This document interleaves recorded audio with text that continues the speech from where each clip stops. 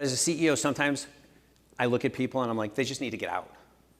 And they need to get out before the performance improvement plan and all the other shit, excuse my language, because they are a cancer in this company, and I'm willing to take the hit on a lawsuit.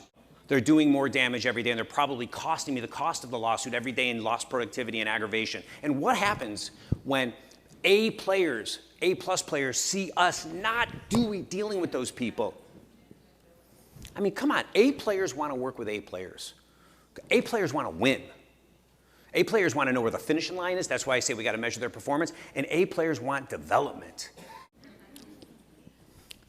I also ask them, and then I challenge them, you know, because I'll see them every 90 days and I'll be like, one of your takeaways is you got to get rid of that person. They're like, yeah. And then they come back 90 days later, and I always get one or two people that are like, you're not going to believe what I did. They call me Cato. You fired somebody. Yeah, it feels so good. Then I ask them another question. I say, who's the one like super who or person you know you need to hire in your business, a position that needs to be filled with like just a superstar? Does everybody have that position that they know of? They're like, yeah. I'm like, well, what's holding you back? And they're like, well, you know, I'm a little tight. That's a $100,000 commitment.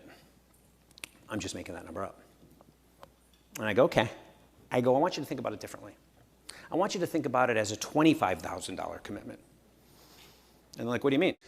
If you hire somebody, the right person or the wrong person, you should know by 90 days if they're going to pay for themselves, if they're going to work. Which means they have to have a 30, 60, 90-day plan. You should know whether you got the right person in the job, because that right person will pay for themselves. And that's so important to do that. We don't have time for bad hires. And CEOs know it, but they're afraid sometimes to either fire somebody or make the investment that it takes to get the right people on the team, for all the reasons we just said.